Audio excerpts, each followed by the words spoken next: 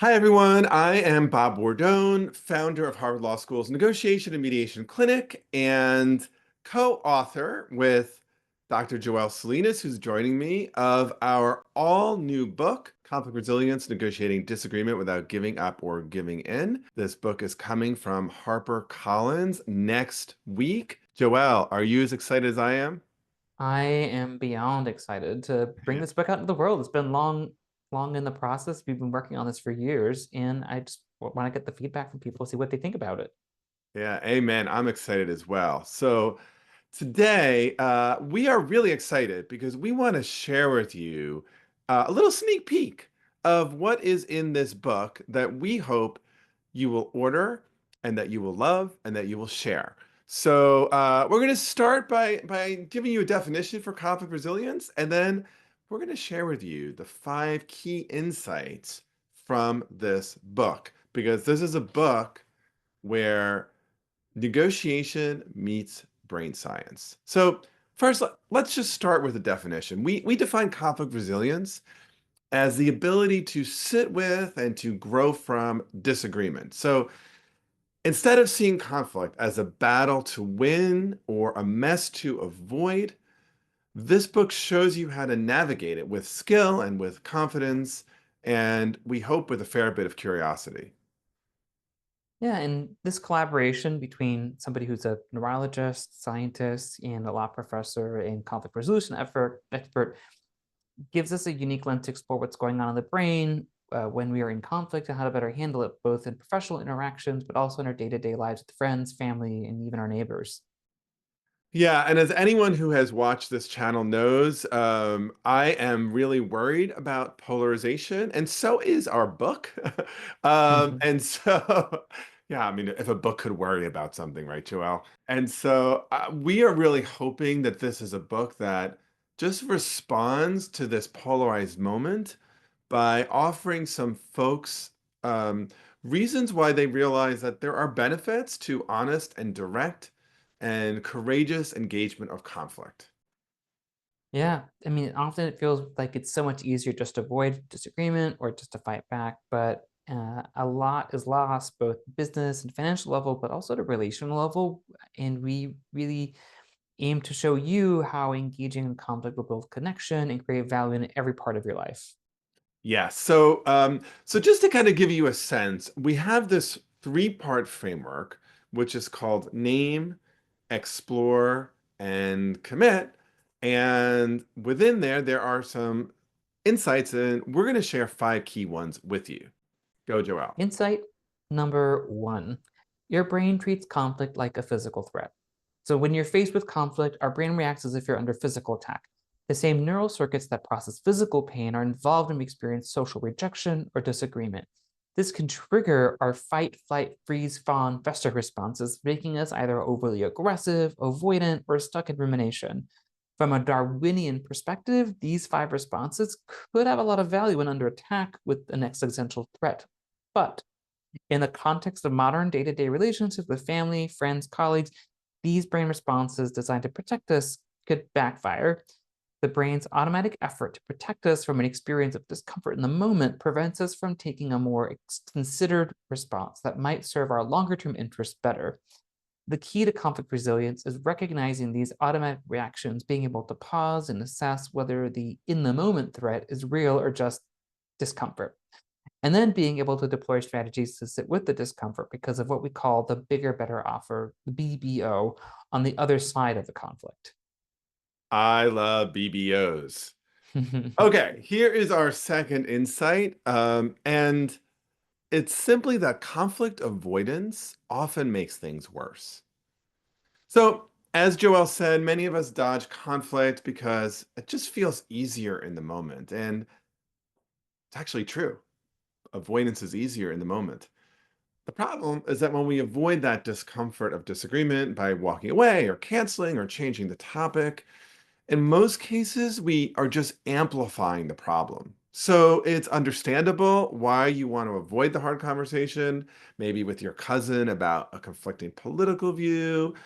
I mean, you care about the relationship and you don't want the disagreement to hurt the relationship.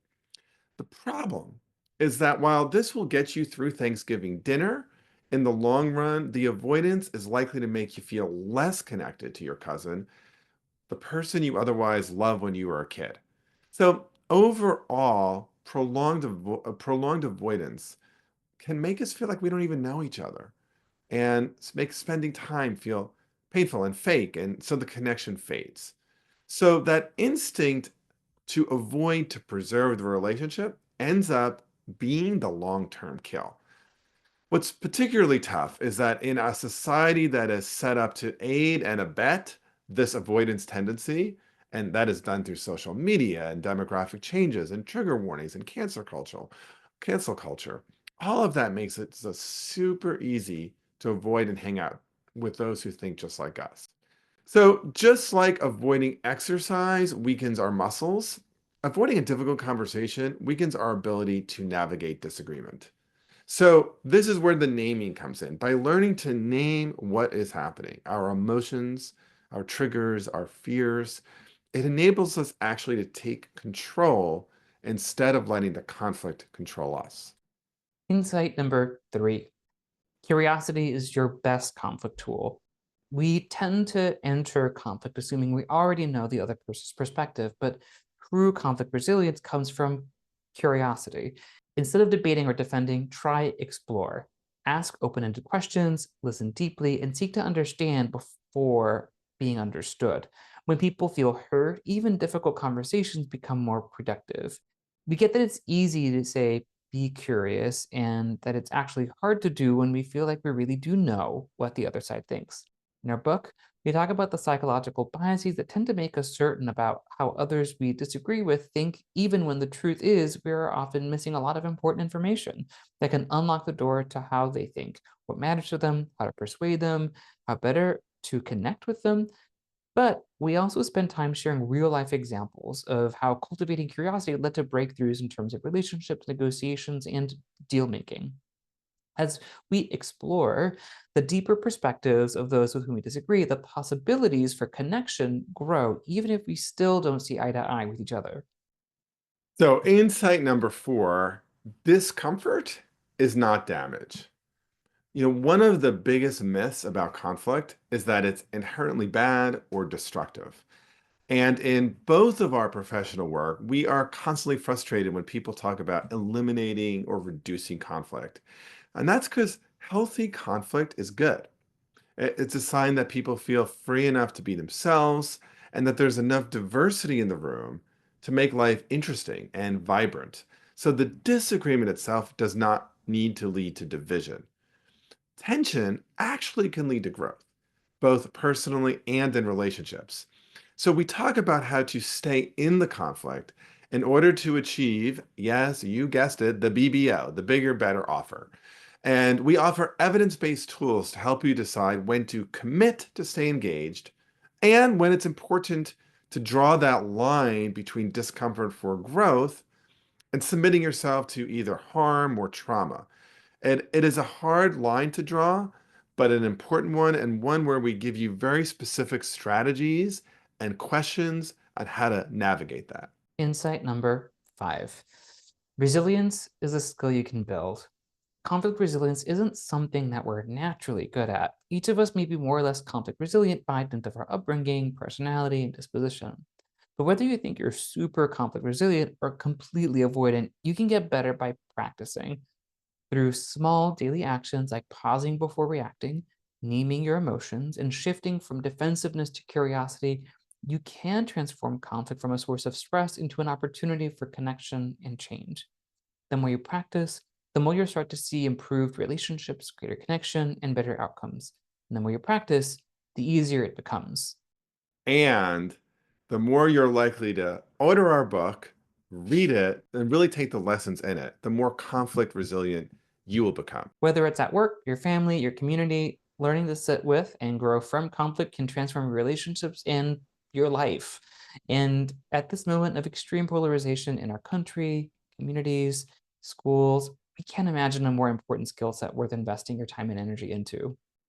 Amen. So, how do you order this book? There is a link in the bio. or just go to our website, conflictresiliencebook.com, or go to Amazon or Barnes& and Noble or wherever you like to order books. Before you leave, please subscribe to this channel. That'd be a great gift to us. Please hit like and ring the bell, and keep on watching for more videos on how to be more conflict resilient, how to succeed in negotiation, and how to manage all of your most difficult conversations. Be sure to like this video and also keep on watching the next one, which will give you tips on how to be a better negotiator. Okay, pre-order now and keep watching. Click, click, click.